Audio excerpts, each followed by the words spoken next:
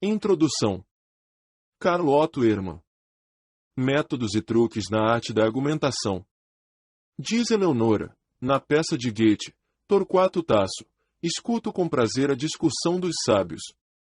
Quando sobre as forças, que no peito do homem se movem de maneira tão amigável e terrível, os lábios do orador se movimentam com graça. Isto é inconfundível.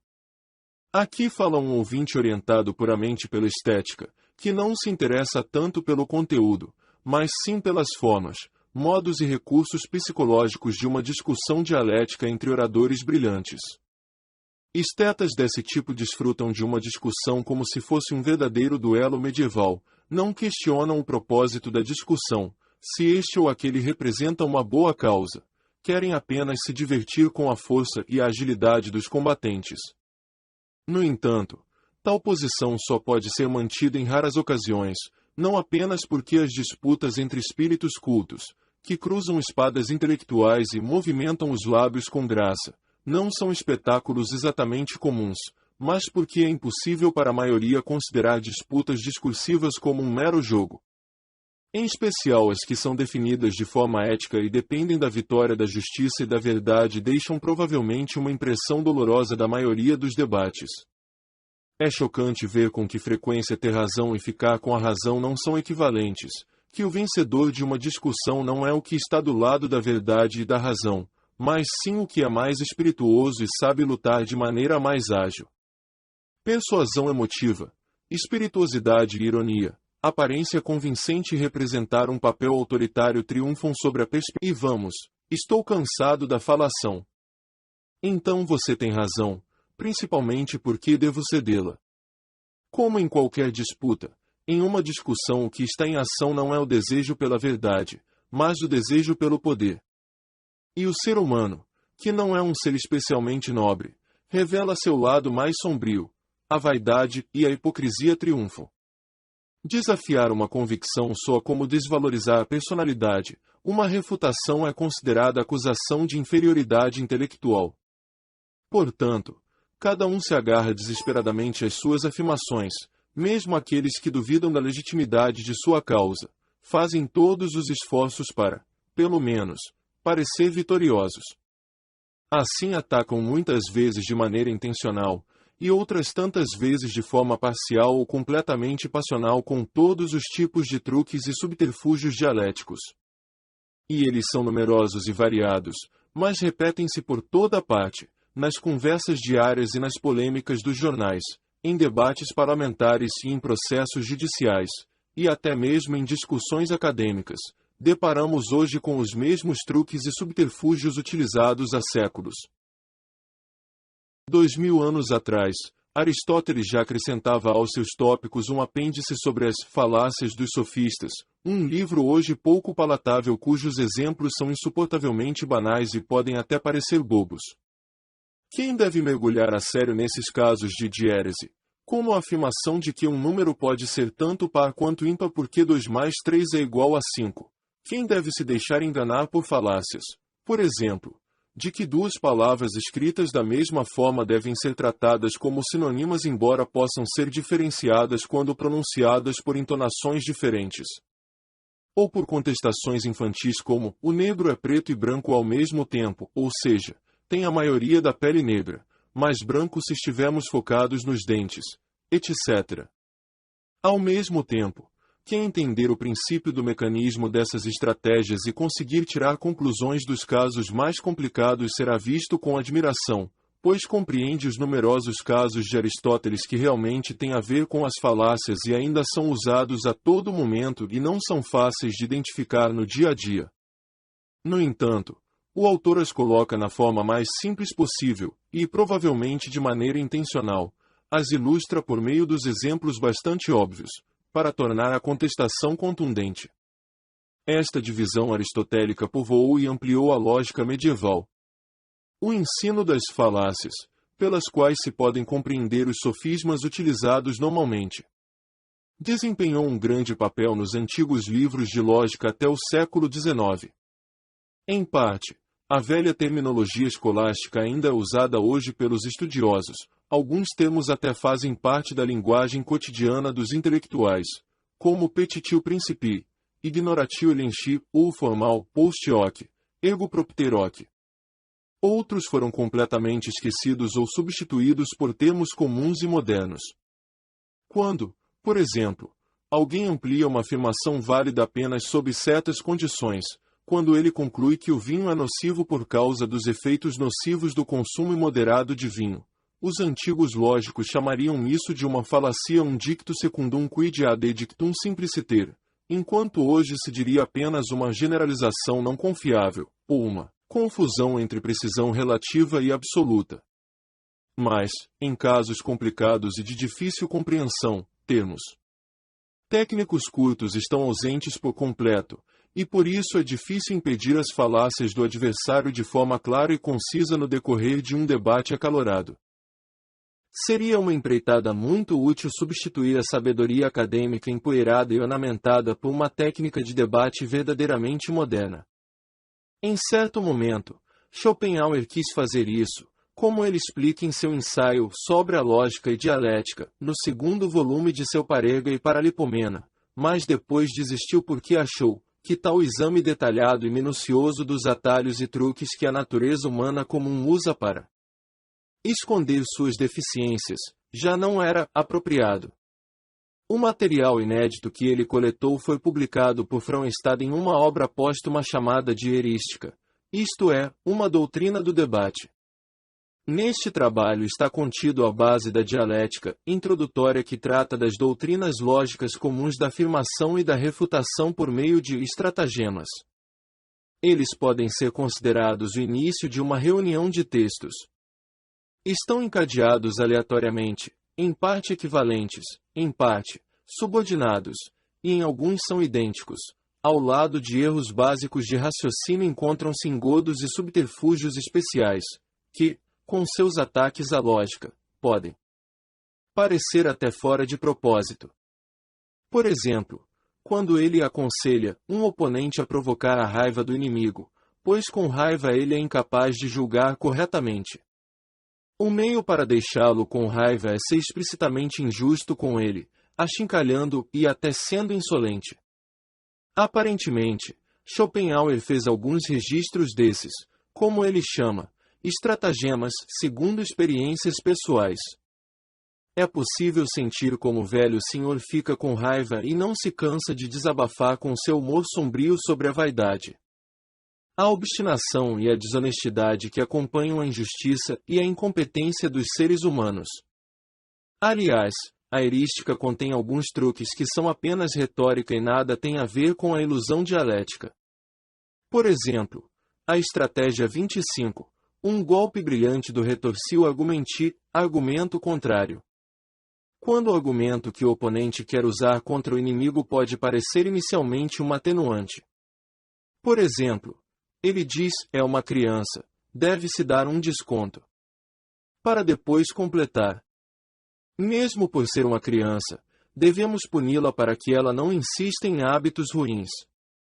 É lamentável que Schopenhauer não tenha concluído sua erística como pretendia. A utilidade prática de tais técnicas de debate é inconfundível. Qualquer um que se lembre, também de maneira abstrata, das múltiplas porém recorrentes falácias e domine determinados termos técnicos, e também conheça todos os sofismas do outro, está mais bem equipado para a disputa do que aquele que se baseia exclusivamente em seus bons motivos. É como um oficial que estudou táticas e conhece muito bem todos os estratagemas, as estratégias. Ele tem as paradas obrigatórias nas mãos e prontos os exemplos cruciais contra os desvios dos inimigos para serem usados sem muitos rodeios. É comum desdenhar o palavreado acadêmico, mas é claro que sua formação lógica teve algum mérito, quando em uma discussão um orador exclamava para o outro que aquilo era uma falacia causa ut non causa, ou uma petitio principii, o outro se sentia compreendido, e os ouvintes tinham uma orientação e sabiam onde procurar o ponto fraco do argumento. Se hoje não se discutisse de maneira tão sem sentido ou infrutífera em reuniões políticas, no parlamento ou no congresso, se não se falasse de maneira tão vã uns dos outros, estar com a razão não se sobreporia tantas vezes, com gritos de objeção, a ter a razão, se estivessem presentes mais pessoas conhecedoras da dialética, que prestassem atenção na técnica do debate. Definissem rapidamente todas as falácias, subterfúgios e truques do orador e o punissem.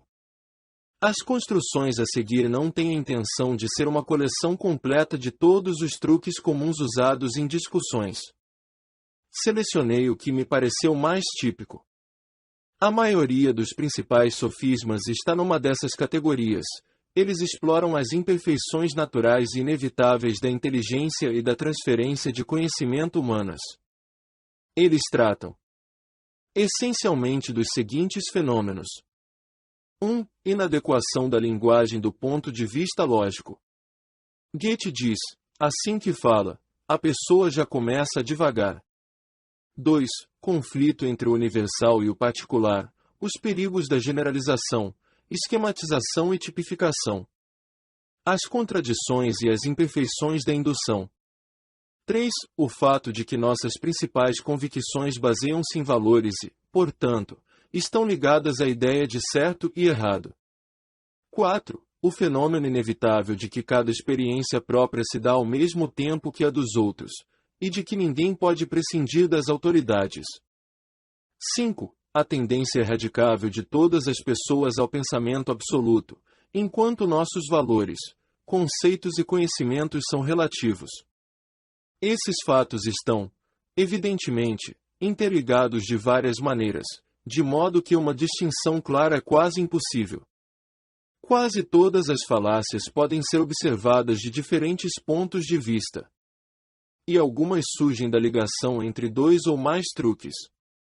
Nos pontos de vista especificados não se enquadram comentários sobre artifícios legítimos, a saber, os subterfúgios e truques acima mencionados nada têm a ver com a lógica, especialmente os ignoratio-elenchi propositais, que descrevo como a perversão da questão, e, finalmente, as falácias propriamente ditas são violações das regras do silogismo. Nota do editor: estratagema e estratégia são sinônimos. O primeiro utilizado em assuntos dialéticos e acadêmicos, o outro em assuntos relacionados ao ambiente trivial e corporativo. Adotamos então a segunda acepção, cujo uso se tornou mais comum em nossos dias. Karl Otto Ehrmann, de 1858 a 1931, foi um reconhecido estudioso da filosofia e respeitado linguista alemão na virada do século passado. Autor de inúmeras obras, textos e estudos na área da semântica, dentre elas, Die Bedeutung des Wortes, 1910. O significado das palavras, ensaio na fronteira da psicologia da linguagem e da lógica. Obrigado por estar no canal Livro de Orelha. Curta e compartilhe. Inscreva-se no canal e convide seus amigos. Canal Livro de Orelha, muito mais que um canal, um portal de conhecimentos.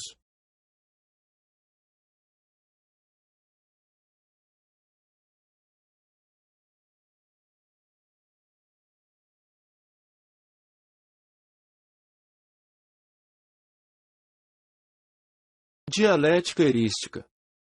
A arte de ter razão.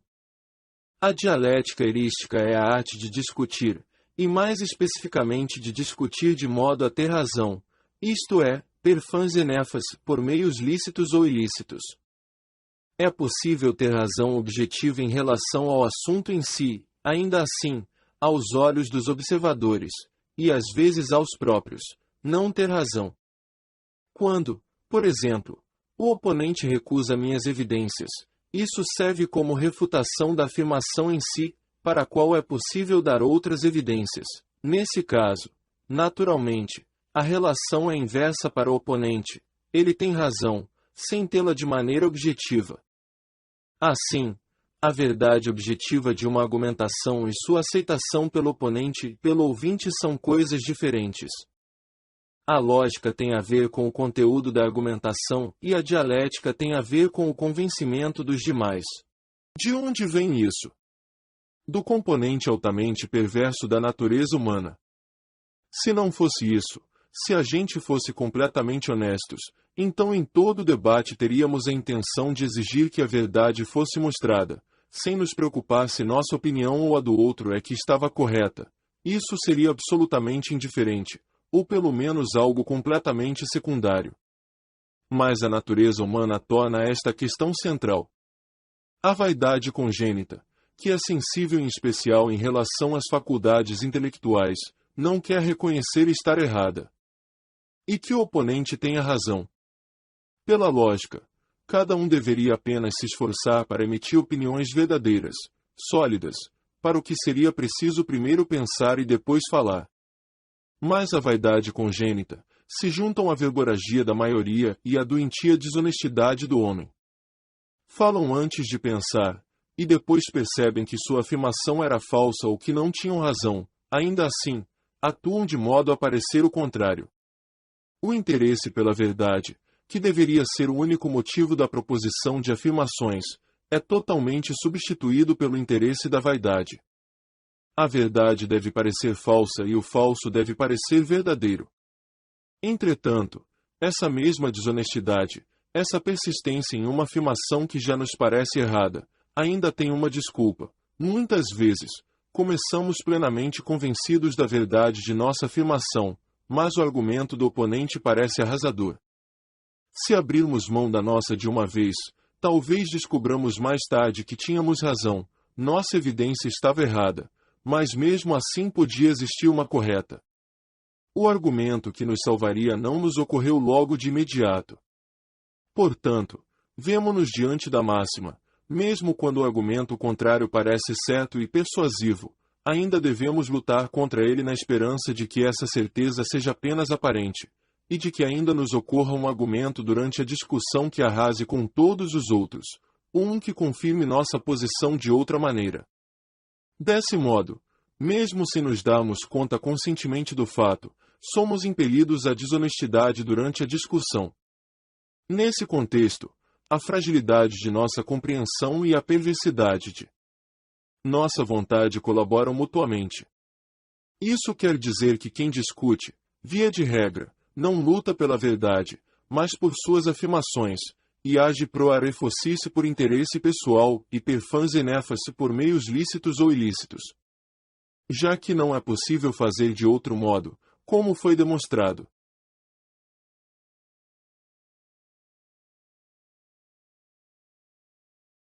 Portanto, em geral cada um quer impor sua afirmação, mesmo que ela pareça por um momento falsa ou duvidosa. Até certo ponto, todo homem está amado de tal procedimento com sua própria esperteza e maldade. Isso se aprende com a experiência diária com as discussões, e assim cada um passa a ter sua dialética natural e sua lógica natural. No entanto, ninguém vai muito além quando se trata da lógica. Pensar ou fazer suposições contrárias às leis da lógica não é fácil, opiniões erradas são frequentes e silogismos errados, muito raros. Também não é fácil demonstrar carência numa lógica natural. Por outro lado, existe muita gente com deficiências na dialética natural. Esse é um talento distribuído de maneira desigual. O mesmo acontece com a capacidade de raciocínio e com a racionalidade, que é distribuída de maneira muito desigual. Por isso, é muito comum as pessoas se confundirem com argumentações aparentes e se deixarem refutar quando na verdade têm razão, ou o contrário.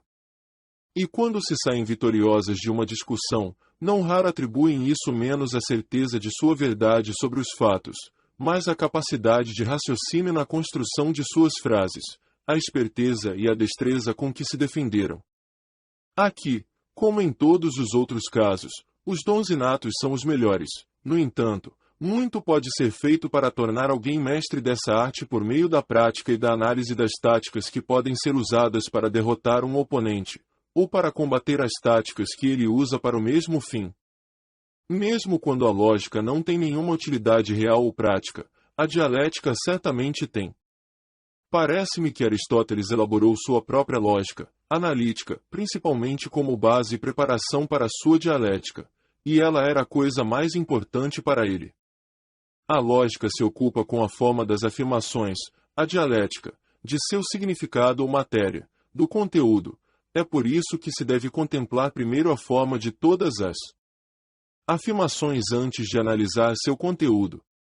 Aristóteles não determina o objetivo da dialética de forma tão exata quanto eu, ele a indica como finalidade principal da discussão, e ao mesmo tempo também como a descoberta da verdade. Mais tarde, ele diz outra vez que, do ponto de vista filosófico, lidamos com as argumentações de acordo com sua verdade, e a dialética parte do ponto de sua credibilidade ou de acordo com a aprovação dos outros. O filósofo tem consciência de que a verdade de uma afirmação deve ser distinguida e separada da maneira como ela é apresentada e da aprovação que recebe, mas ele não faz uma distinção muito clara entre esses dois aspectos da questão, então reserva a dialética apenas para convencer os ouvintes. Algumas das regras que ele muitas vezes cria para a dialética na verdade pertencem à lógica, e por isso me parece que ele não ofereceu uma solução adequada para o problema.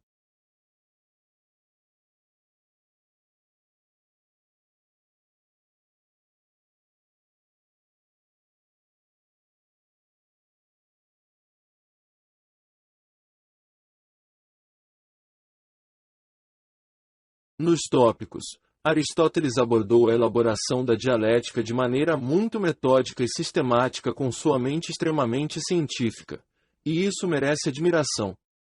Mas como acredito que o objetivo devesse se pautar de modo mais prático, isto não foi amplamente alcançado.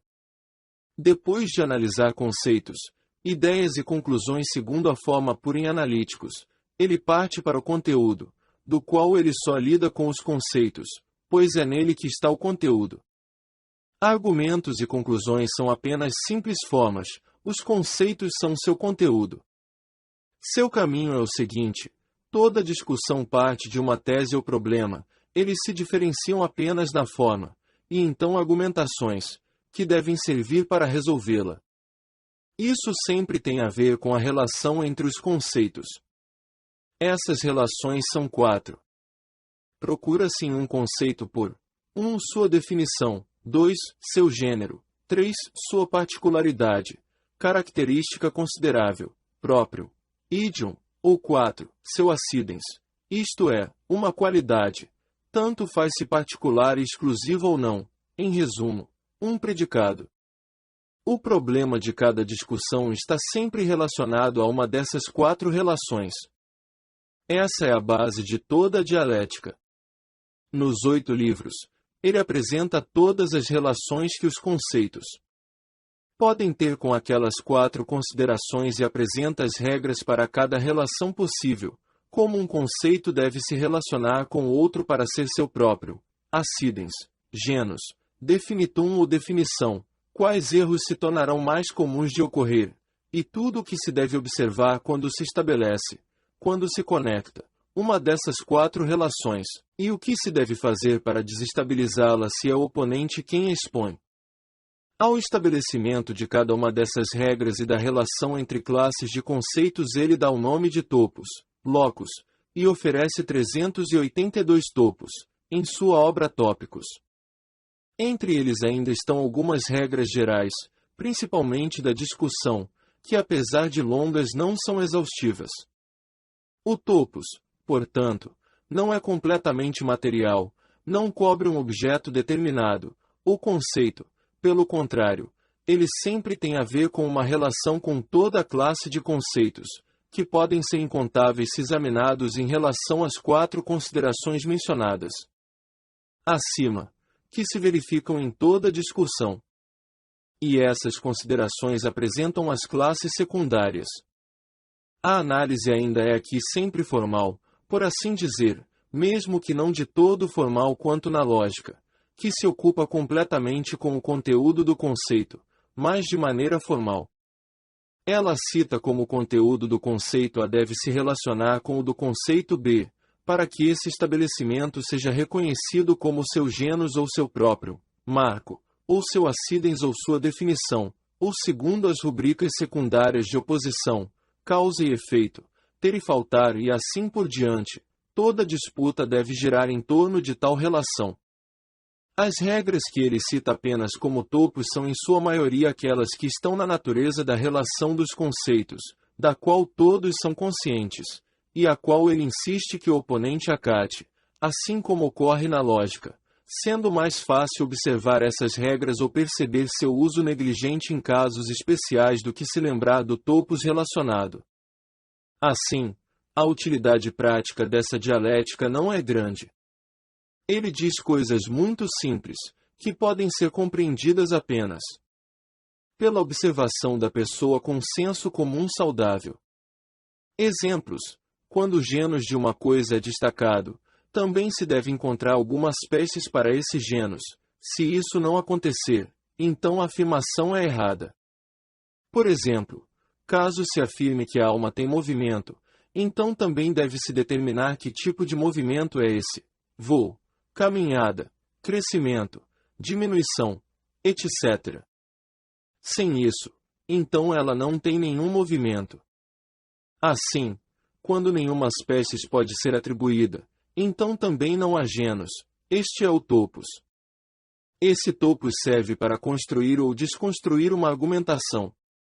É o nono topos.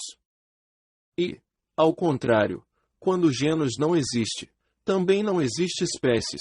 Por exemplo, se diz que alguém falou mal de outra pessoa, e comprovamos que ela não havia falado nada, então ela não pode ter falado mal.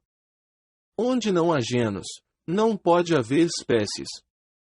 Sob a rubrica da particularidade, próprio, o Locus 215 afirma o seguinte: em primeiro lugar, para refutar, quando o oponente cita algo como particularidade comprovável só pelos sentidos, então a citação foi mal feita. Tudo o que for sensorial será considerado incerto por pertencer unicamente ao âmbito dos sentidos. Quando se dizia, por exemplo, como particularidade do Sol o fato de ele ser a estrela mais brilhante que ilumina a Terra, isso está incorreto. Com o pôr do Sol, não sabíamos se ainda era quem mais iluminava a Terra, pois ele estava fora do alcance dos sentidos. Em segundo lugar, para construir a assertiva, a particularidade é citada corretamente quando se trata de algo que não pode ser percebido pelos sentidos, ou quando puder ser reconhecido pelos sentidos e aplica-se à assertiva por necessidade. Por exemplo, é citada como particularidade de uma superfície o fato de ela ter sido primeiro pintada. Isso é uma característica sensorial, mas de um tipo perceptível o tempo todo, e portanto correta. Com isso quis lhes dar uma ideia do que é a dialética de Aristóteles. Ela não me parece ter atingido seu objetivo, então experimentei outra coisa. Os tópicos de Cícero são uma imitação aristotélica feita de cabeça, muito superficial e pobre. Cícero não tem nenhum conceito claro do que é um topos e qual seu objetivo, portanto diz todo tipo de besteira ex-ingênuo por conclusão própria, e equipa isso com muitos exemplos jurídicos.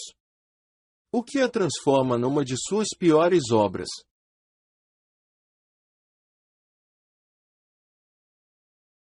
Para definir bem a dialética, deve-se, independentemente da verdade objetiva, que é coisa da lógica, observá-la simplesmente como a arte de ter razão, o que é o propósito, e será tão mais facilmente alcançado quando realmente se está com a razão.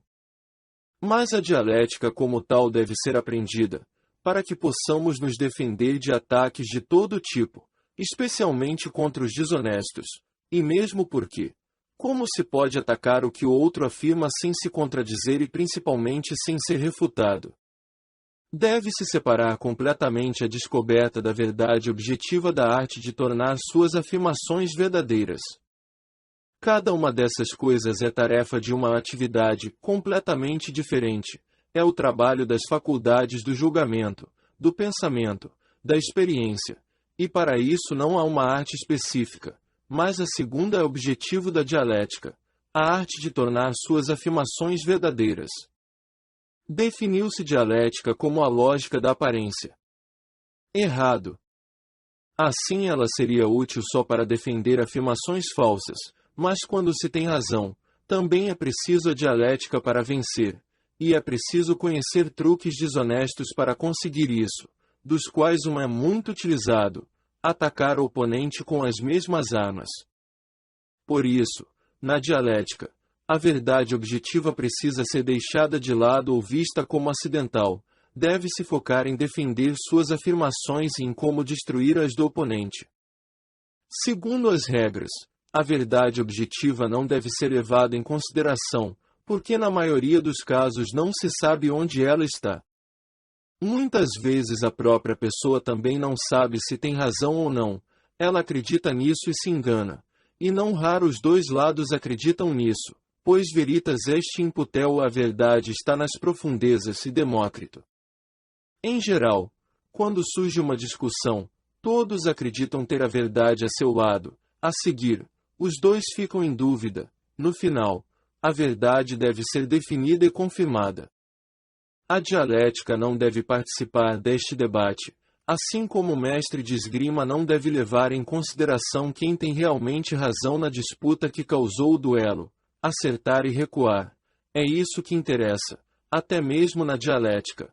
Ela é uma esgrima intelectual, que só quando completamente compreendida pode ser apresentada como disciplina individual, pois se determinamos como meta a verdade verdadeiramente objetiva, então voltamos à lógica simples.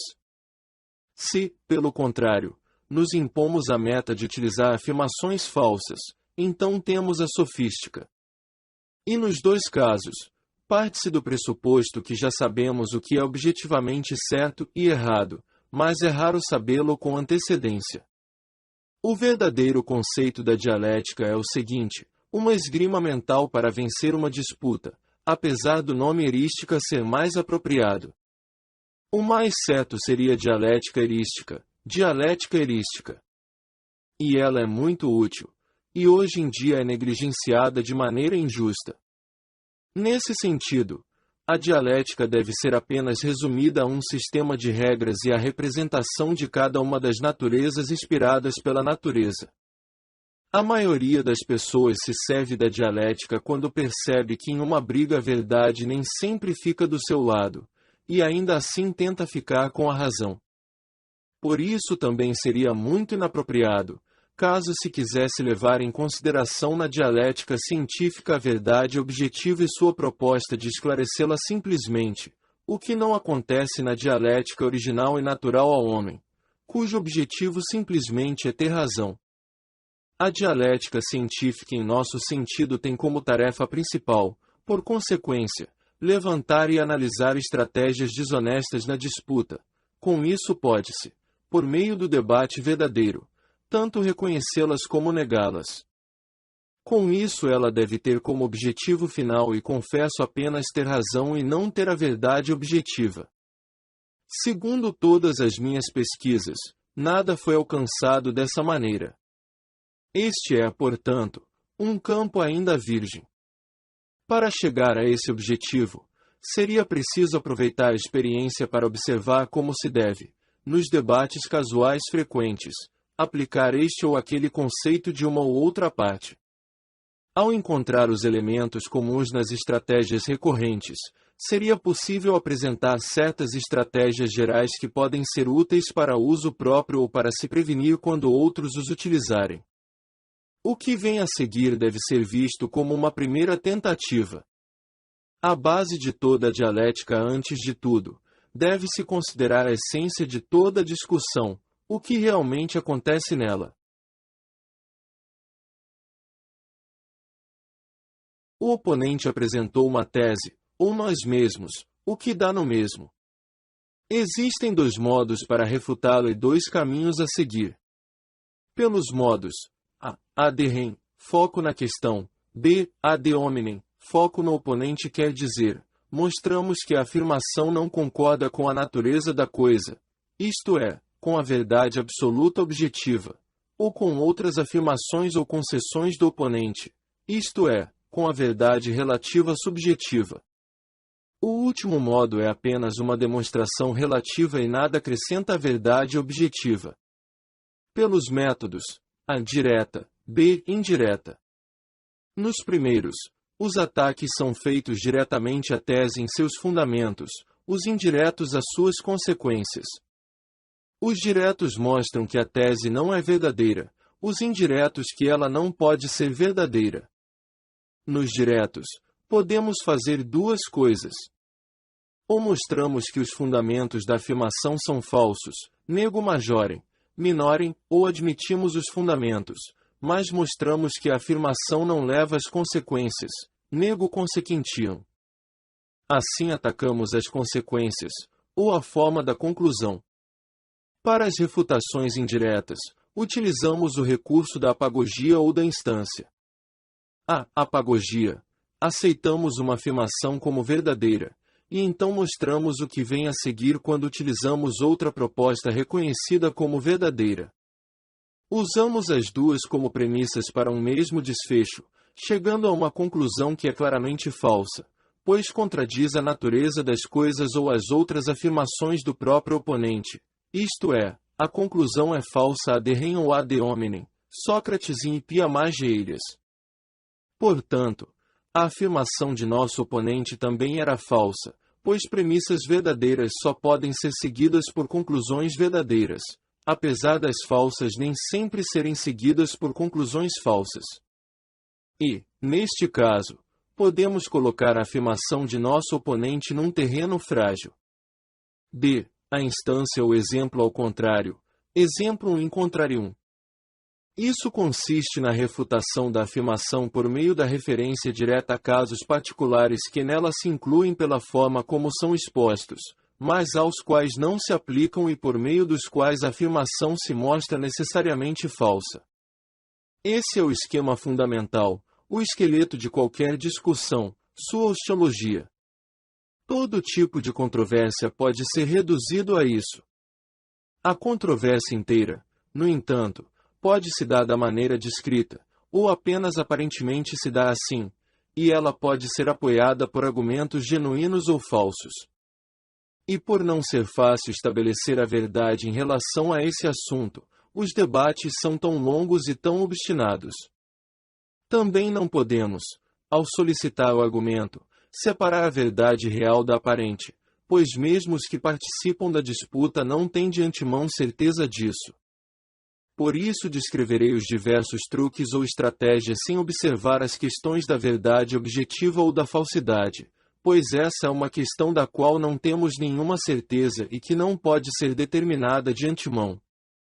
Além disso, em cada disputa ou discussão sobre qualquer assunto devemos concordar em uma coisa, e com isso, como princípio, devemos estar dispostos a julgar o assunto em questão. Não podemos discutir com quem nega princípios, com alguém que contesta o princípio, não há o que debater. Agora vamos às 38 estratégias para vencer qualquer debate, para vencer qualquer discussão.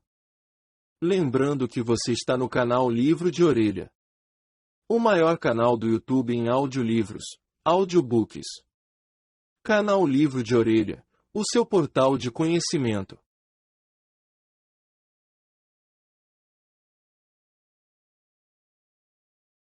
As 38 estratégias.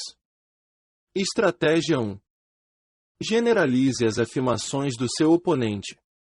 Consiste em levar a afirmação do oponente além de sua fronteira natural, tomá-la e interpretá-la da maneira mais ampla e generalista possível e exagerá-la, ou pelo contrário, tomá-la no sentido mais restrito possível, fechá-la nos menores limites possíveis, porque quanto mais geral se torna uma afirmação, mais ataques ela pode receber. A defesa precisa focar na afirmação exata dos punctio status controversiae. Exemplo 1. Digo, a Inglaterra é o país mais importante na dramaturgia. O oponente tentou procurar uma instantia e respondeu, era sabido que ela não conseguia ser bem-sucedida na música ou na ópera. Eu interrompi com a lembrança de que a música não pode ser classificada como arte dramática, ela inclui apenas a tragédia e a comédia. Ele sabia muito bem disso e apenas tentou generalizar minhas afirmações, para que elas se aplicassem a todas as representações teatrais e, por consequência, a ópera e a música, para ter certeza de que me derrotaria. Por outro lado, podem-se salvar suas próprias afirmações restringindo-as a limites menores que os da nossa primeira intenção se a forma de expressão utilizada é favorável. Exemplo 2. A paz de 1814 trouxe de volta a independência para todos os estados hanseáticos alemães. B. Retruca instantia in contrarium de que a cidade de Danzig perdeu a independência que ganhou de Bonaparte com aquela paz. A defende-se assim. Eu disse todas as cidades hanseáticas alemãs. Danzig era uma cidade hanseática polonesa. Essa estratégia já era ensinada por Aristóteles em Tópicos 8, 12, 11. Exemplo 3. Lamarck em sua Philosophie zoologique, volume 1, página 203, nega que os pólipos tenham qualquer sensibilidade, pois não têm nervos. Mas agora se sabe que eles percebem alguma coisa, quando vão em direção à luz, para a qual se direcionam ramo por ramo, e pegam suas presas. Disso se concluiu que neles a massa neural está distribuída de maneira homogênea por todo o corpo, misturada a ele por assim dizer. Portanto, o pólipo tem percepções evidentes sem ter um órgão sensorial independente. Como isso refuta a hipótese de Lamarck, ele argumenta de maneira dialética. Então todas as partes do corpo dos pólipos devem ser capazes de todo tipo de sensação, assim como de movimento, vontade, pensamentos. Assim os pólipos teriam em cada parte do corpo todos os órgãos de um animal completo, cada ponto poderia ver, cheirar, sentir sabor, ouvir etc. E também a capacidade de julgamentos, cada partícula de seu corpo seria um animal completo, e o próprio pólipo seria superior ao ser humano, já que cada pequena parte teria todas as habilidades que o ser humano só tem no todo. Além disso, não haveria nenhum motivo para não ampliar o que se afirma sobre os pólipos para os seres unicelulares, os seres menos completos de todos, e finalmente também as plantas, que também são vivas, etc. Por meio da utilização de tal estratégia dialética, um escritor se trai, mostrando que no fundo sabe que não tem razão. Porque foi dito que a criatura inteira é sensível à luz, e portanto é de natureza nervosa, ele chegou à conclusão de que o corpo inteiro é capaz de pensar. Estratégia 2. Homonímia. Mude os significados das palavras-chave do oponente e utilizar a homonímia para estender a afirmação estabelecida para o que, com exceção da semelhança entre as palavras, tem pouco ou nada a ver com o assunto discutido, então refutá-la com vigor para dar a impressão de que refutou a afirmação original. Nota: sinônimos são duas palavras para o mesmo conceito, homônimos são dois conceitos, que são descritos com a mesma palavra.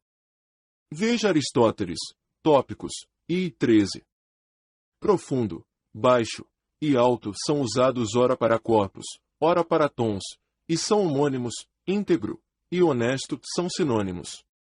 Pode-se considerar essa estratégia como idêntico ao do sofisma exomonimia. No entanto, se o sofisma é óbvio, não enganará ninguém.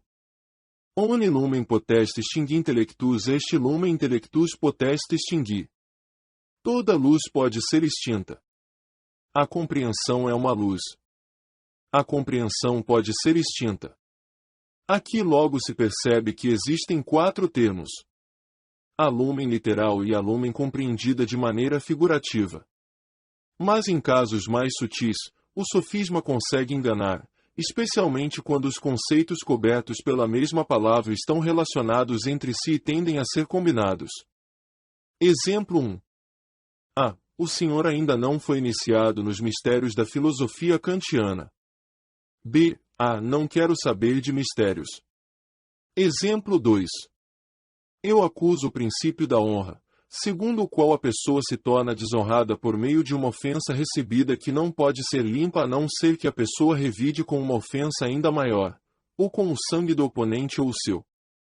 Defendo que a verdadeira honra não consegue ser ferida pelo que ela sofre, mas apenas pelo que se faz por ela, então tudo poderia acontecer com todos.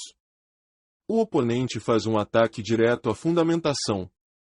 Ele me mostra de maneira triunfante que se um comerciante é acusado falsamente de desonestidade, ou de falta de cuidado em seus negócios, estarão atacando sua honra, que seria maculada simplesmente por aquilo que ele sofre, e que ele apenas pode restabelecê-la se punir ou pedir retratação ao ofensor. Aqui, por meio de um homônimo, ele endossa dois tipos de honra: a honra civil, chamada também de bom nome, que pode ser ferida por meio da difamação, sob o conceito de honra cavalheiresca, ou chamada de questão de honra, e ferida por meio das injúrias. E porque um ataque à primeira não pode passar despercebido, mas sim ser repelido por meio de refutação pública, não se deve, com a mesma justificação, deixar passar despercebido um ataque à segunda, mas este deve ser repelido por meio de insultos maiores em duelo. Temos assim uma mistura de duas coisas bastante diferentes por meio dos homônimos da palavra honra, o que dá origem a uma mutatio controversiae, mudança do ponto da argumentação. Estratégia 3. Confunda a argumentação. Outra estratégia é interpretar a afirmação estabelecida de maneira relativa, como se tivesse sido feita de maneira geral e absoluta, ou pelo menos em um sentido completamente diferente, e então refutá-la pelo sentido que o falante não quis. O exemplo de Aristóteles é o seguinte: o mouro é negro, entretanto os dentes são brancos, assim ele é negro e não negro ao mesmo tempo. Esse é um exemplo inventado, que ninguém levaria a sério. Peguemos então um da experiência real. Exemplo 1. Em uma conversa sobre filosofia assumo que defendo e prefiro o sistema dos quietistas. Logo depois vem a conversa sobre Hegel, e eu afirmo que ele escreveu grandes besteiras, ou pelo menos muitos trechos de seus escritos, nos quais Hegel colocou as palavras, mas o leitor precisa dar o sentido. O oponente não tenta refutar isso ad rem, mas se satisfaz ao estabelecer o argumentum ad hominem. Eu tinha acabado de defender os quietistas e também eles escreveram muitas besteiras. Admiti isso, mas corrigi ao dizer que não elogio os quietistas como filósofos ou escritores, isto é, não por causa de suas realizações teóricas, mas somente como seres humanos, por causa de seus feitos, somente do ponto de vista prático.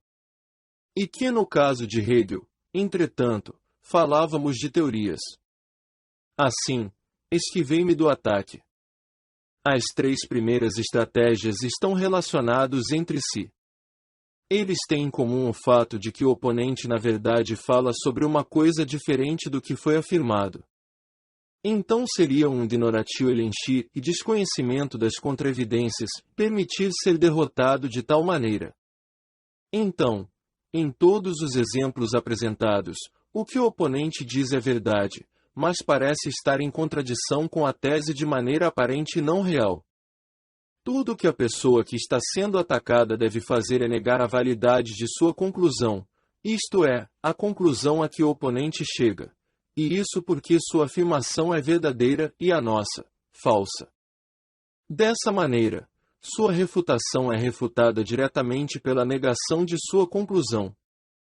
Per negotionem consequentiae. Outra estratégia é recusar-se a admitir premissas verdadeiras por causa de uma consequência prevista. Estratégia 4. Prepare o caminho, mas oculte a conclusão. Quando alguém quiser tirar uma conclusão, não deve deixar que ela seja prevista, mas deve fazer com que as premissas sejam admitidas uma a uma, sem perceber, misturando-as aqui e ali durante a sua fala, senão o oponente tentará todos os tipos de contra-ataque. Ou quando se estiver em dúvida se o oponente vai admiti-las, apresentar as premissas dessas premissas, crie pré-silogismos e faça com que as premissas de diversos deles sejam admitidas de maneira desordenada. Desse modo, o jogo fica escondido até que se obtenham todas as admissões necessárias. Essas regras são dadas por Aristóteles em seus tópicos 8 e 1. Esta estratégia não precisa de exemplos. Estratégia 5. Use as premissas do seu oponente contra ele.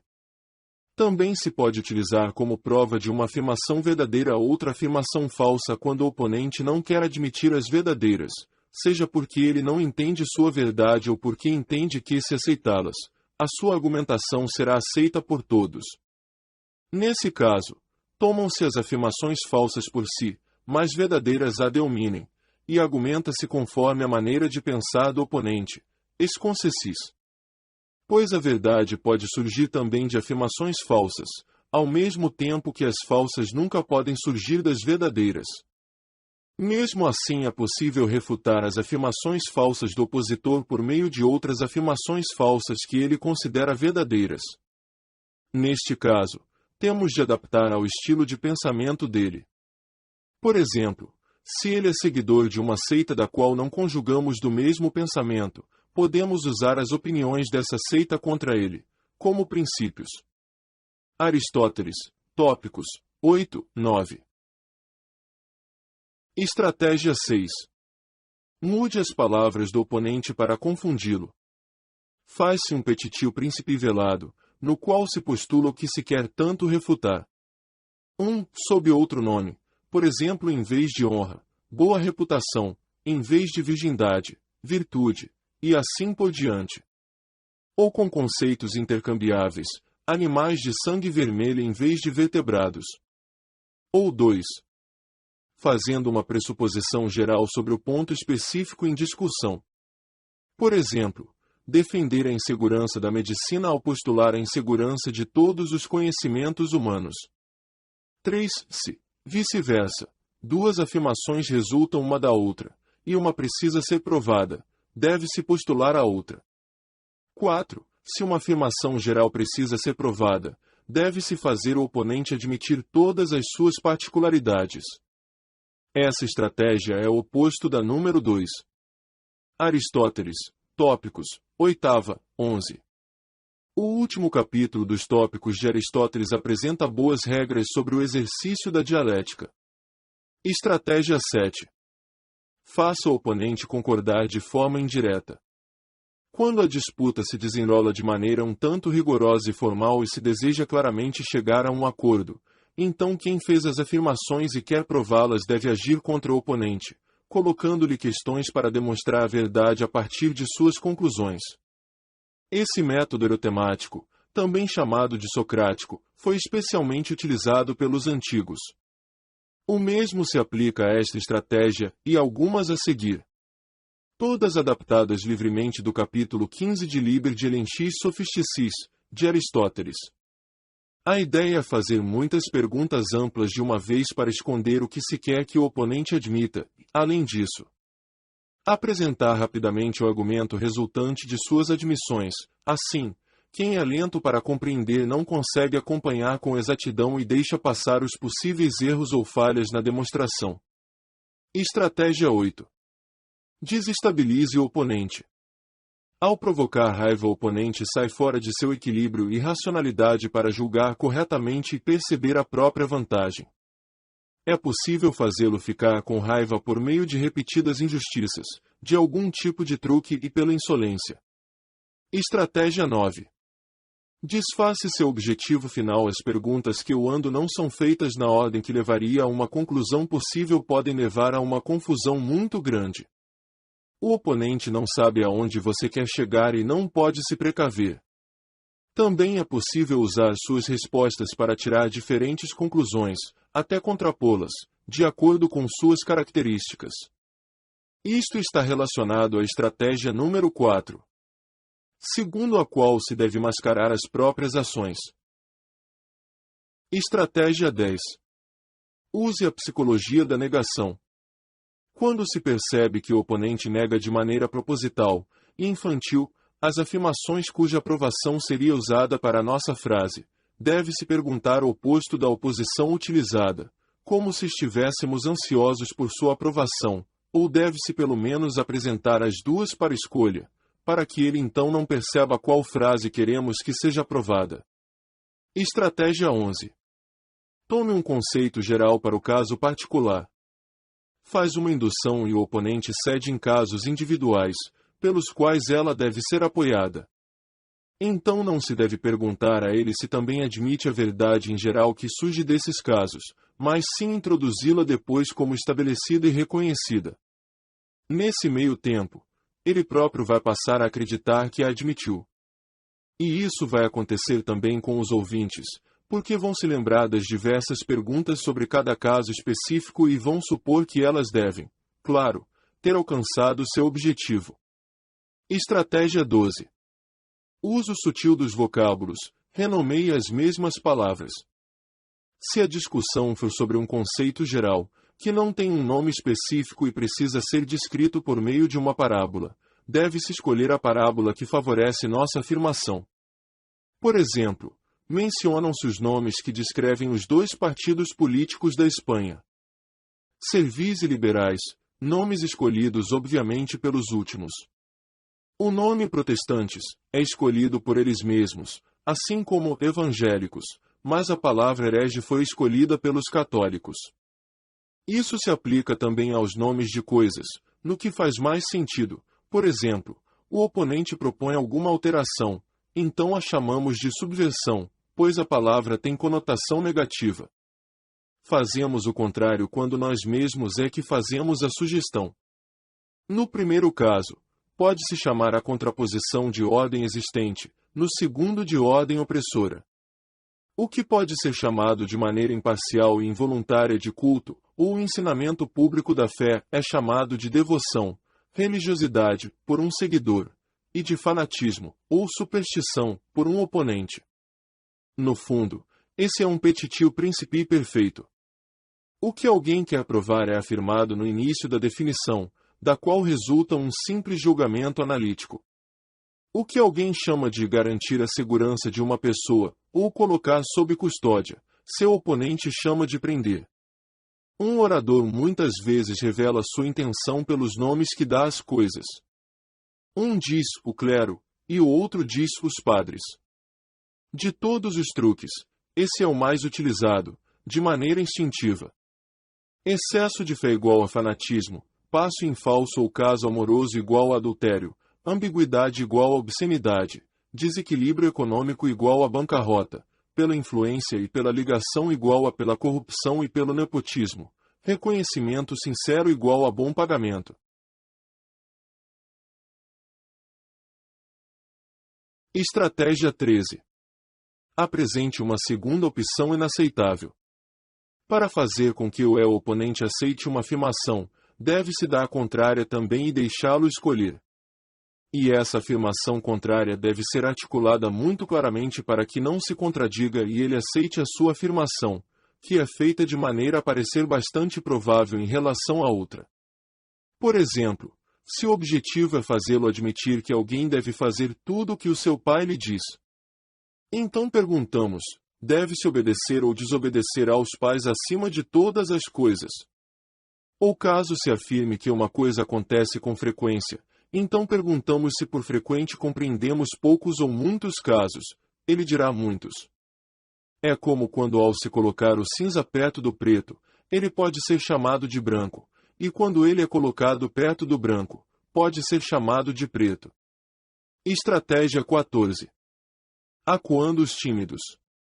É um golpe insolente a situação em que, depois de o oponente ter respondido a muitas perguntas sem que as respostas dessem o benefício de uma conclusão favorável que se esperava, nós nos precipitamos para a conclusão desejada, apesar de ela não ser uma consequência da afirmação, como se tivesse sido provada, e proclamá-la em tom triunfante. Se o oponente é tímido ou burro, e se quem ataca é atrevido e tem boa voz, pode-se conseguir ter razão. Isso pertence à falacia non causa ut causa, ilusão por meio da pressuposição da prova sem a prova. Estratégia 15. Utilize paradoxos, para situações difíceis. Quando se faz uma afirmação paradoxal e achamos difícil prová-la, apresenta-se ao oponente uma afirmação correta para ele aceitar ou rejeitar, mas cuja verdade não seja muito palpável, como se quiséssemos tirar provas dela. Se ele recusar por suspeitar de um truque, então a levamos ad absurdum e ganhamos, mas se ele aceitá-la, então teremos dito alguma coisa inteligente e teremos de ver o que vai acontecer. Ou acrescentamos a estratégia anterior e assim garantimos que nosso paradoxo seja comprovado. Trata-se de uma insolência imensa, mas isso acontece por experiência, e existem pessoas que praticam tudo isso de maneira instintiva. Estratégia 16. Desqualifique o argumento do outro.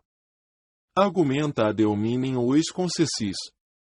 Diante de uma afirmação do oponente, deve-se tentar procurar alguma inconsistência, mesmo que seja apenas aparente, em relação a alguma outra afirmação que ele fez ou admitiu, ou com os princípios da escola ou da crença que ele tem elogiado e aprovado, ou com as ações de quem apoia a mesma crença, ou daqueles que dão a ela um apoio apenas aparente ou falso, ou com suas próprias ações ou desejo de ação. Se ele defende, por exemplo, o suicídio, então exclame: por que então você não se enforca? Ou se ele afirma, por exemplo, vivendo em Berlim, que a cidade é um lugar muito desagradável para morar, poderia-lhe dizer em seguida: por que você não vai logo embora no primeiro trem? Sempre é possível usar esse tipo de truque, de desacreditar a crença do oponente contradizendo-o com suas ações.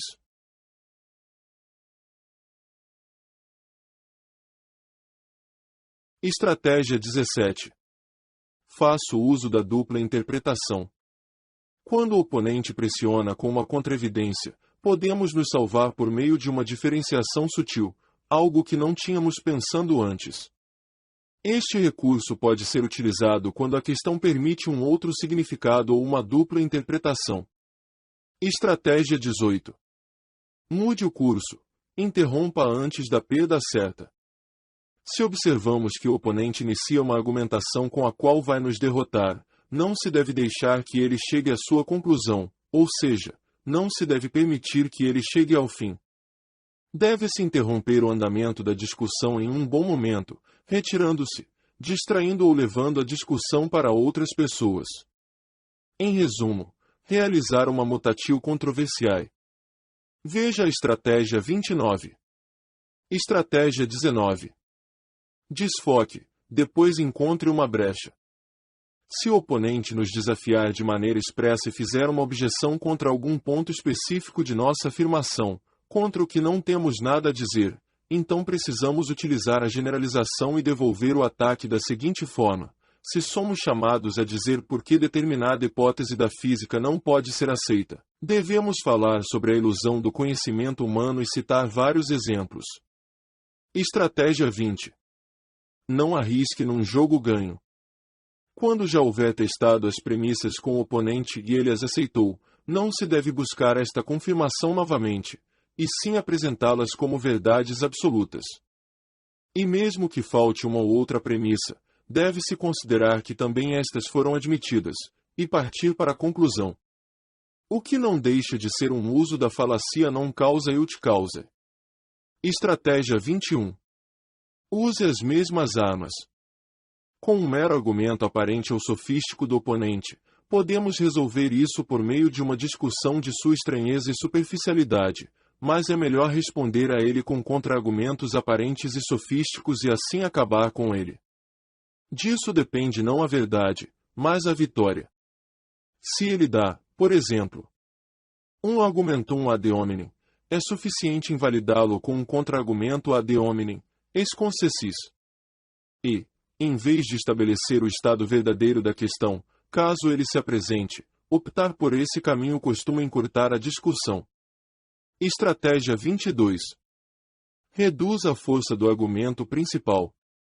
Se o oponente exige que se admita algo que é decorrente exatamente do ponto em discussão, então nos recusamos a fazê-lo ou permitir que ele continue, declarando que aquilo é uma petitio principii, petição de princípio, redundante e já está resolvido. Ele e os ouvintes perceberão uma afirmação próxima do ponto de discussão como se fosse idêntica, e assim você o privará de seu melhor argumento. Estratégia 23. Provoque o oponente. A contradição e a briga estimulam o exagero das afirmações. Podemos estimular o oponente por meio da contradição e levar uma afirmação além dos seus próprios limites. Afirmação essa que fora desses limites pode deixar de ser verdadeira. E quando refutamos esse exagero é como se refutássemos sua frase original. Por outro lado, temos de tomar cuidado para não ser levados por contradições ao exagero ou a ampliar sua própria afirmação. Muitas vezes, o próprio oponente procura diretamente ampliar nossa afirmação para além do que pretendíamos. É preciso impedi-lo logo e trazê-lo de volta ao limite da afirmação. Foi o que eu disse e nada mais.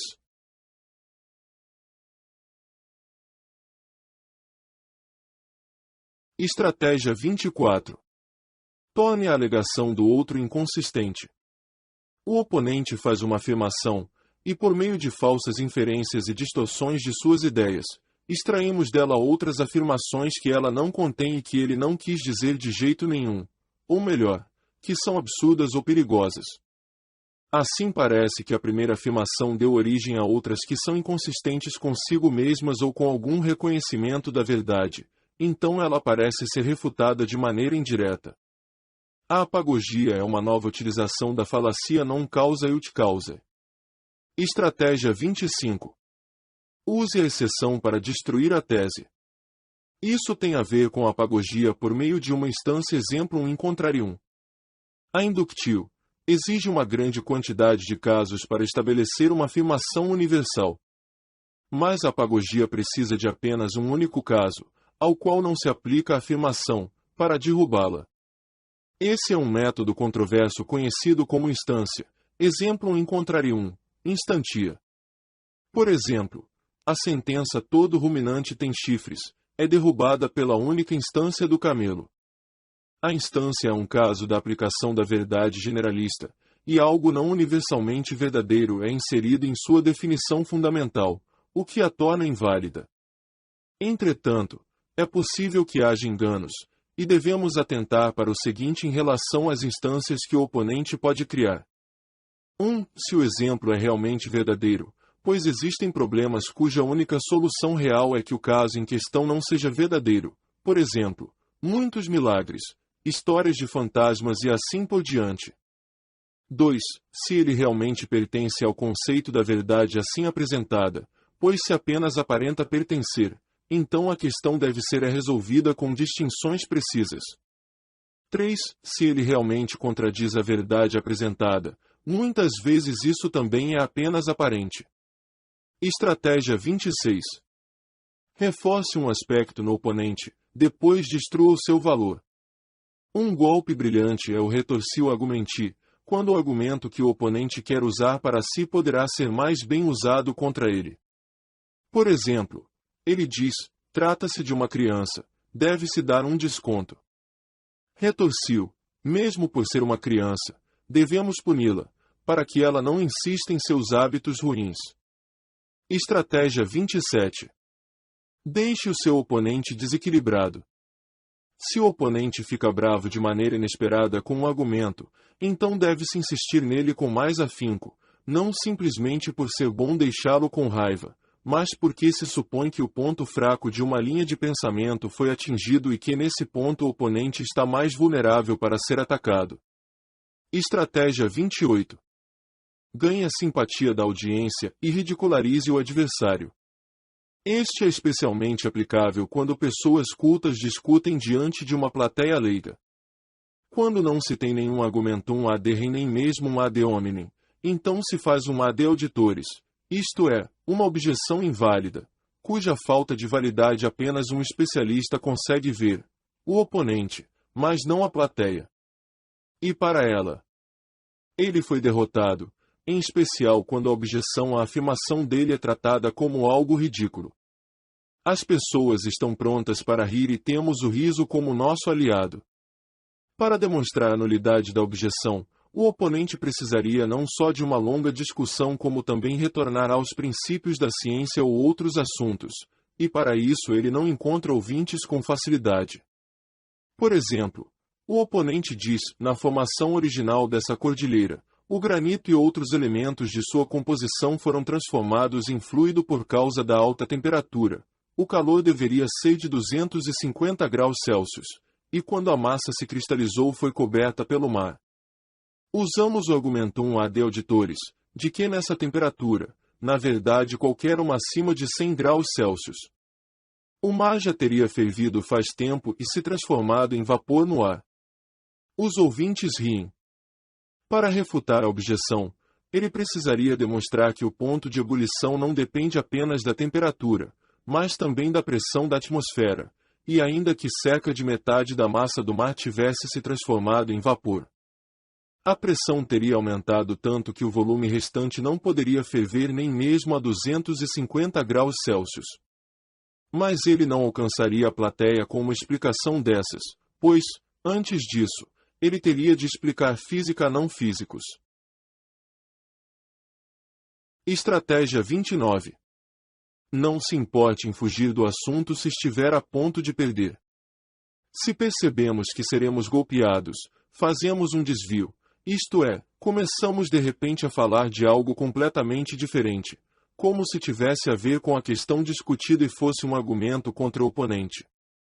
Isso pode ser feito sem presunção quando o desvio tem, na verdade, alguma relação geral com a questão, mas pode ser tomado como uma insolência se não tem nada a ver com o assunto, e só é levantado para atacar o oponente. Por exemplo, eu elogio o fato de que na China não há nobreza por nascimento e os cargos são distribuídos mediante provas de capacidade intelectual. Meu oponente defende que a erudição não torna uma pessoa mais competente para um cargo que a vantagem de um nascimento nobre, a qual admira. Discutimos e ele se sai mal. Assim ele faz um desvio, dizendo que na China cidadãos de todas as classes eram punidos com bastões, o que ele relaciona com o grande consumo de chá e acusa os chineses das duas coisas. Segui-lo nisso significaria ser levado a abrir mão de uma vitória já ganha. O desvio é insolente quando o assunto em questão é completamente abandonado e suscita, por exemplo, objeções como, sim, você acabou de afirmar isso, e assim por diante. Então o argumento vai de algum modo para o lado pessoal, do tipo que será tratado na última sessão. A rigor, esse é um ponto intermediário entre o argumentum ad personam, que lá será discutido, e o argumentum ad hominem. Essa estratégia é tão instintiva que pode ser vista em todas as discussões entre pessoas comuns. Se uma pessoa faz um comentário pessoal contra outra, esta, em vez de responder por meio da refutação, deixa como está, como se admitisse, e responde fazendo algum outro tipo de comentário sobre o oponente. Ela faz como Cipião, que atacou os cartagineses não na Itália, mas na África. Na guerra, tal desvio pode ser útil em determinados momentos. Em discussões, ele é ruim, pois o comentário permanece, e quem olha de fora escuta o pior que pode ser dito a respeito das duas partes. Esta é uma estratégia que deve ser usada apenas falte de mieux, na falta de coisa melhor. Estratégia 30. Aposte em credenciais e acue a todos. O argumentum ad verecundiam, sobre o respeito ao argumento utilizado. Em vez de motivos, utilizasse a autoridade, conforme o grau de conhecimento do oponente. Unus quisquam vult credere conjudicare, todos irão preferir acreditar do que julgar, diz Sêneca de Vita Beata. E, 4. Assim o jogo é mais fácil quando se tem uma autoridade que o oponente respeita. Por isso, quanto mais limitados forem seus conhecimentos e habilidades, maior é o número de autoridades que pesam sobre ele. Mas, se seus conhecimentos e habilidades forem muitos, daí serão poucas, na verdade, quase nenhuma. Ele pode, talvez, admitir a autoridade de um profissional versado em uma ciência, uma arte ou um ofício sobre o qual ele pouco sabe, mas mesmo assim olhará com suspeitas. Por outro lado, pessoas comuns têm profundo respeito por homens de todos os tipos. Eles não sabem que um homem que faz da coisa que ama sua profissão não a exerce pela coisa em si, mas pelo dinheiro que recebe, ou, na maioria dos casos, é raro um homem que ensine uma disciplina a conheça bem, pois se fosse um profundo estudioso não teria tempo para ensinar. Mas existem muitas autoridades que gozam do respeito da multidão, e se você não tiver nenhuma que seja adequada, pode pegar uma que assim se pareça, ou você pode citar o que alguém disse em outro sentido ou em outras circunstâncias. Os leigos têm um respeito peculiar por um floreio em grego ou em latim. Também é possível, se necessário, não só forçar a importância dessas autoridades, mas falsificá-las, ou citar alguma coisa completamente inventada. A maioria das pessoas não está com o livro por perto e também não saberia como lidar com ele se o tivesse. O melhor exemplo disso é dado pelo pároco francês que, recusando-se a ser obrigado a pavimentar a rua em frente à sua casa como os outros moradores, citou um ditado que disse ser bíblico: paviem-lhe, ego non pavebo, todos podem tremer, eu não vou tremer. Isso convenceu os responsáveis pela cidade, que confundiu a pronúncia em latim com o seu sentido em francês, paver, de pavimentar. Preconceitos em geral também são utilizados como autoridade. A maioria das pessoas pensa como Aristóteles: o que parece muito certo, dizemos que está certo. Sim, não existe ideia, por mais absurda que seja, que as pessoas não tomem como suas com tanta facilidade e tão logo se convençam de que tal coisa é adotada de maneira geral. O exemplo lhes influencia o pensamento e as ações. São ovelhas que seguem o pastor aonde ele for, para elas é mais fácil morrer do que pensar. É muito curioso que a universalidade de um pensamento tenha tanto peso sobre as pessoas. É como se sua própria experiência lhes dissesse que sua aceitação é um processo sem questionamento e por imitação. Mas essa visão crítica não lhes diz nada, pois elas não têm praticamente nenhum autoconhecimento. Apenas os mais sofisticados estão com Platão quando ele disse: muitas pessoas têm muitas ideias, isto é, os leigos têm muitas besteiras na cabeça, e se quiséssemos dar atenção a elas, teríamos muito que fazer. A universalidade de uma ideia, para falar a verdade, não prova nada, nem mesmo há motivo de probabilidade de sua validade. Aqueles que defendem isso devem assumir que a distância no tempo priva qualquer universalidade de sua força demonstrativa. Se fosse o contrário, todos os velhos erros que uma vez foram tomados universalmente como verdadeiros seriam lembrados. Por exemplo, o sistema ptolomaico precisaria ser restabelecido, ou o catolicismo em todos os países protestantes. 2. Que a distância espacial tem o mesmo efeito. Senão a universalidade respectiva de uma opinião entre os seguidores do budismo, do cristianismo e do islamismo os poriam em apuros. Segundo Bentham, Tactique des Assemblées Legislatives, volume 2, p. 76. O que se chama de pensamento universal, visto à luz, é o pensamento de 2 ou 3 pessoas, e seríamos convencidos disso se pudéssemos ver como realmente surgem esses pensamentos.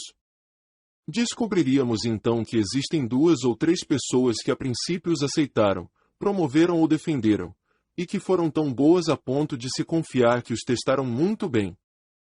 Então, convencidas de antemão de que estas tinham capacidade, algumas outras pessoas também aceitaram a opinião.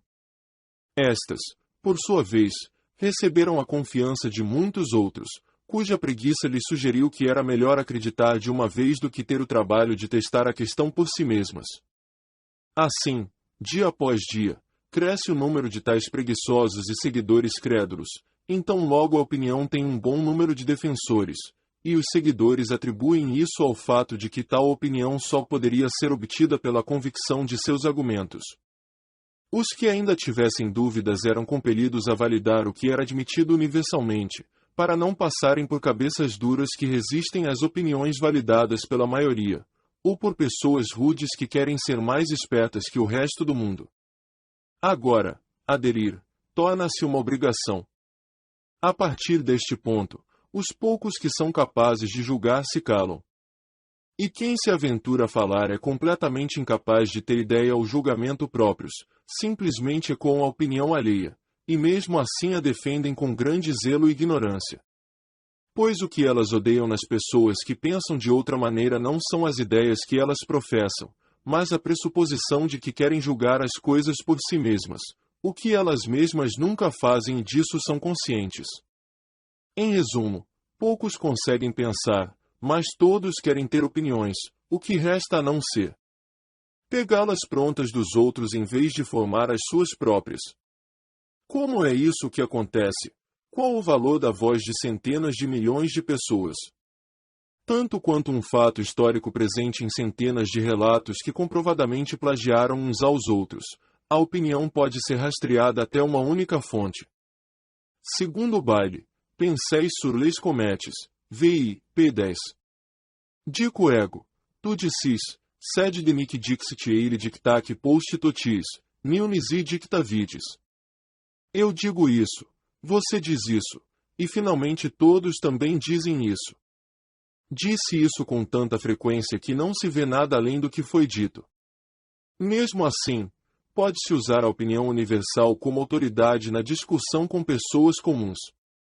Pois em geral se vai descobrir que quando duas cabeças comuns brigam entre si, na maioria das vezes ambas escolhem a arma da autoridade, e com isso atacam-se mutuamente. Se alguém com cabeça melhor precisar lidar com eles, então é aconselhável que se esforce para usar essa arma e escolha as autoridades de acordo com a parte frágil do oponente. Pois, ex hipótese, ele é insensível a todos os argumentos racionais assim como um Siegfried com chifres escondidos, mergulhado na maré da incapacidade de pensar e de julgar. Diante de um tribunal, só há disputa entre autoridades e afirmações de autoridade, quer dizer, exercício do julgamento consiste em descobrir que lei ou autoridade se aplica ao caso em questão. Há, no entanto, espaço suficiente para a dialética, pois se o caso em questão e a lei não combinarem de verdade, podem, se necessário, serem distorcidos até parecerem combinar, ou vice-versa. Estratégia 31.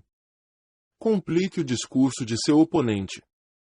Quando não tiver nada para contradizer os argumentos defendidos pelo oponente, declare-se incompetente com um toque de ironia. O que você diz agora ultrapassa meu fraco poder de compreensão, pode estar certo. Só que não consigo entender, e me contenho para expressar qualquer opinião a respeito. Dessa maneira você insinua aos presentes, com quem você tem boa reputação, que o que seu oponente diz é besteira. Assim, quando a crítica da razão pura de Kant foi publicada, ou melhor, quando começou a fazer barulho, muitos professores de velhas escolas ecléticas declararam não compreendê-la, na esperança que seu fracasso resolvesse a questão. Mas quando alguns seguidores da nova escola mostraram a eles que tinham razão e eles realmente é quem não tinham entendido, eles ficaram de muito mau humor. Deve-se utilizar o truque só quando se tem certeza de que os ouvintes o têm em melhor estima do que a seu oponente. Por exemplo, um professor contra seus estudantes. Na verdade, isso pertence à estratégia anterior. Trata-se de afirmar de forma particularmente maliciosa a própria autoridade em vez de apresentar argumentos. O contra-ataque é dizer, desculpe-me, deve ser fácil para você compreender isso com seu penetrante intelecto. E, a culpa é minha por conta da péssima apresentação que fiz do assunto, e continuar a esfregar a coisa facilitada na cara do oponente de modo que ele compreenda e fique bem claro que era tudo culpa dele. Assim nos esquivamos do ataque. Ele quis apenas insinuar que estávamos dizendo besteira, e nós provamos que ele é ignorante no assunto. Tudo com a maior gentileza. Estratégia 32. Colhe um sentido ruim na alegação do outro. Se somos confrontados com uma afirmação do oponente, há um caminho curto para se livrar disso ou pelo menos torná-la suspeita, colocando-a em alguma categoria odiosa, mesmo se a ligação for apenas aparente ou até sutil. Por exemplo, isso é maniqueísmo, arianismo, pelagianismo, idealismo, spinozismo, panteísmo, brownianismo, naturalismo, ateísmo, racionalismo, espiritualismo, misticismo, e assim por diante. Com isso presumimos duas coisas. Primeiro, que cada afirmação realmente se identifica ou pelo menos se encaixa em cada categoria. Então exclamamos, já sabíamos, e segundo, que sob essas categorias pesam uma qualidade ruim e não contém nenhuma palavra válida. Estratégia 33. Invalide a teoria pela prática. O que pode estar certo na teoria na prática está errado. Por meio desse sofisma aceitam-se as premissas mas nega-se a conclusão, em contradição com a regra ratione ad rationatum valet consequentia do motivo à consequência, vigor à consequência. Essa afirmação baseia-se em uma impossibilidade. O que em teoria está certo deve valer também na prática. Se não valer, então existe um erro na teoria. Alguma coisa não foi percebida e não foi levada em consideração, portanto isso está errado também na teoria. Estratégia 34. Encontre e explore o ponto fraco. Quando o oponente não dá uma resposta ou informação direta para uma pergunta ou argumento, mas evade-se por meio de outra pergunta ou de uma resposta indireta, ou faz alguma afirmação que não tem a ver com a questão, e, em geral, tenta mudar de assunto. Isso é um sinal, mesmo sem que ele saiba, de que encontramos um ponto fraco. Há certo silêncio da parte dele, portanto devemos insistir no ponto que propusemos e não deixar o oponente fugir dele, mesmo quando ainda não descobrimos de que realmente se trata a fraqueza que encontramos. Estratégia 35. Mostre ao seu oponente que está lutando contra os próprios interesses. Eis uma estratégia que, se for possível pôr em prática, tornará todas as outras desnecessárias. Parabéns! Você está no canal Livros de Orelha, o maior canal de audiolivros. Esperamos que você goste. Caso você queira fazer o pedido de algum audiolivro, você pode entrar em contato com nossa equipe. Os contatos estarão na descrição deste vídeo. O nosso e-mail é audiobooklivrodeorelha@gmail. Você está no canal Livros de Orelha. Está gostando deste livro? Então deixe nos comentários sua opinião sobre o livro que você está ouvindo. Canal Livros de Orelha.